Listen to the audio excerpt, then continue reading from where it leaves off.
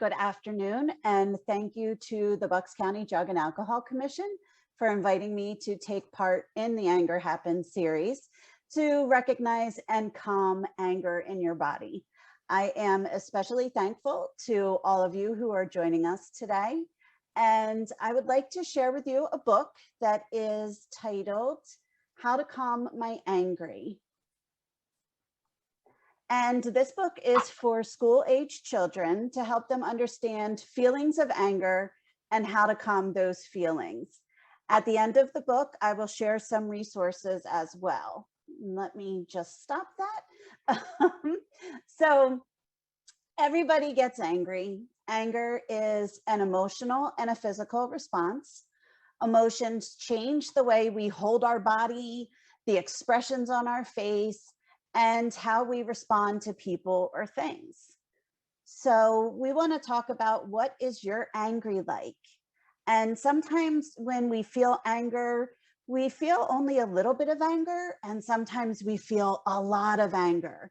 And sometimes we feel so much anger, we feel like we're just out of control of our own bodies. And what makes you angry? Is it when somebody laughs at you?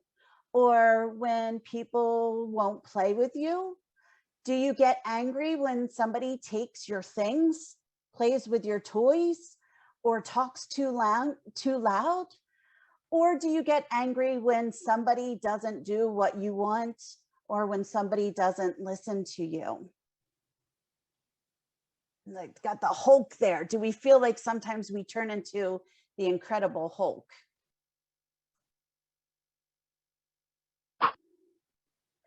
And just think about, sometimes you're going through your day, just in the pool, having fun, swimming in the pool, life as usual, you feel just fine.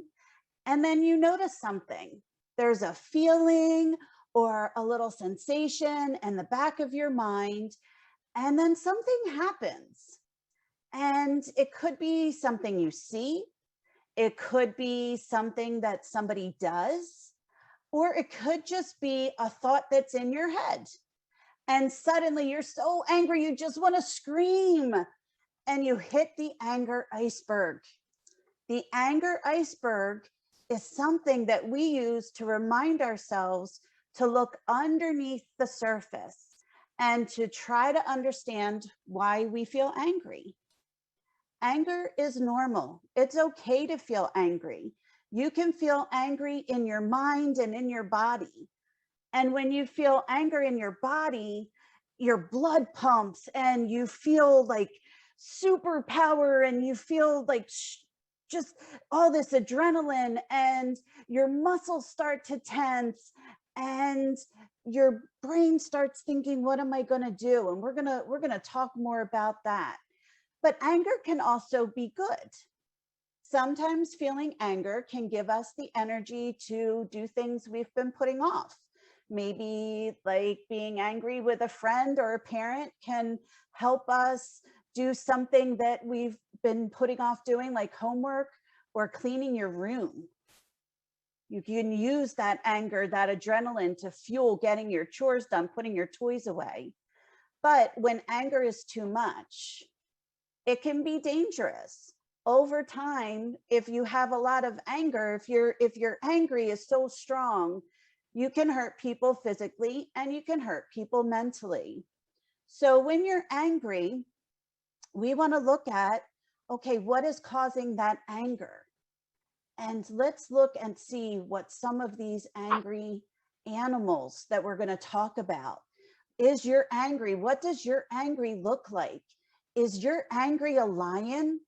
So lions, they want to be the boss, and they get loud when they feel threatened. And lions make mean faces and they scare off others. So is your angry a lion? Do you get really loud and do you make mean faces? And do you try to scare off other people like a lion? Is that your angry animal? Or is your angry animal a snake? Snakes become tense when they feel threatened. They get all, squeezed up together, and they hiss to warn others not to come near them. and they strike out to hurt.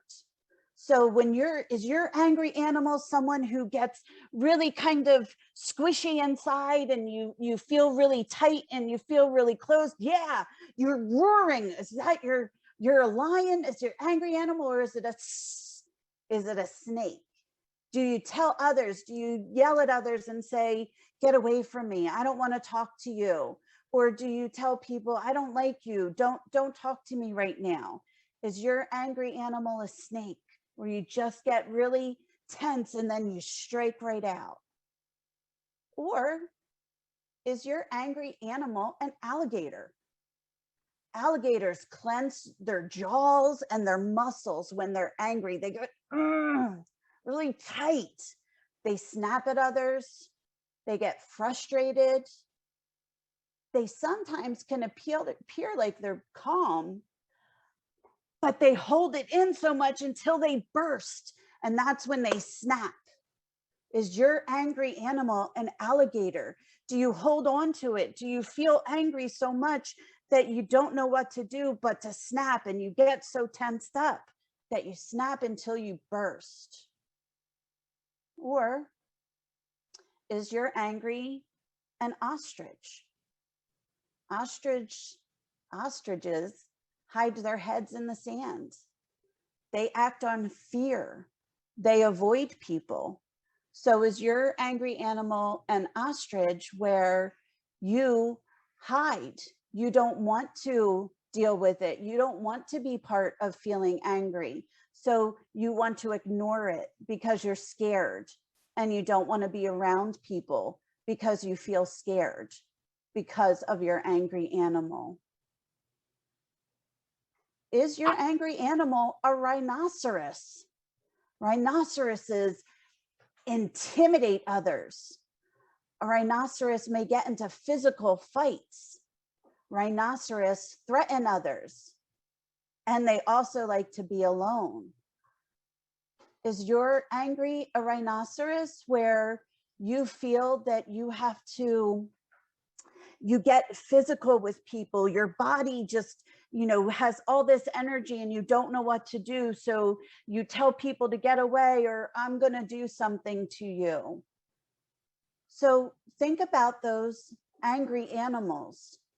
Do you have anything in common with the angry animals that we talked about? Do you find that you're a lion or an ostrich or a snake, an alligator or a rhinoceros? Do you get those feelings? All of those feelings are feeling tense and feeling upset or feeling scared. So if you have anything in common with the angry animals that we just talked about, that we just learned about, if you feel your anger animal is coming, it's when you feel, are you hitting your anger iceberg? Here's some questions that you should ask yourself. We want to look underneath that iceberg. We want to look to what is going on with us so we can find our calm animal. So some of the things that we want to ask ourselves,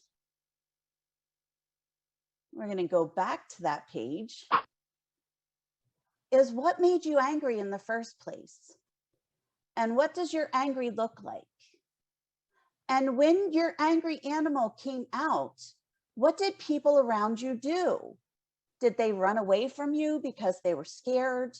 Did they cry because they were upset that you were angry with them? Did they have an angry animal show up too? So how did people respond to your angry? And is what made you angry as big as your angry animal? Or is it just something small and your angry animal made it bigger? Did your angry animal make you feel better? That's a really important question to ask.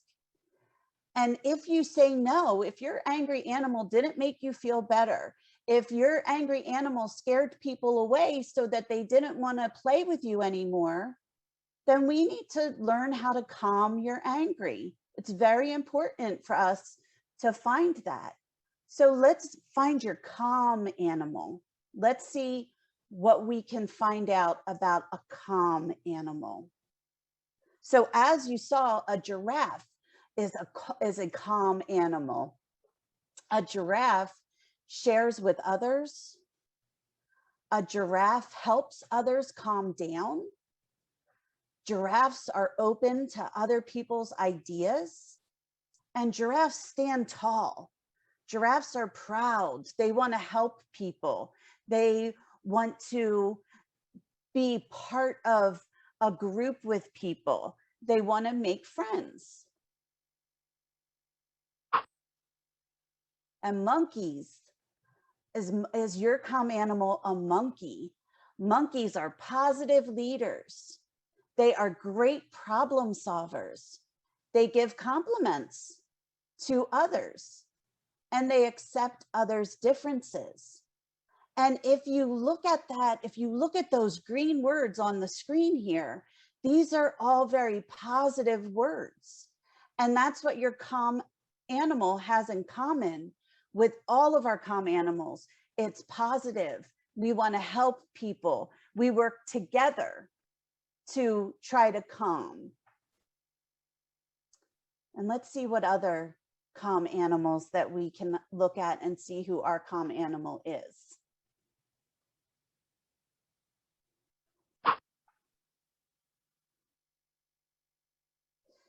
Elephant, is your calm animal an elephant?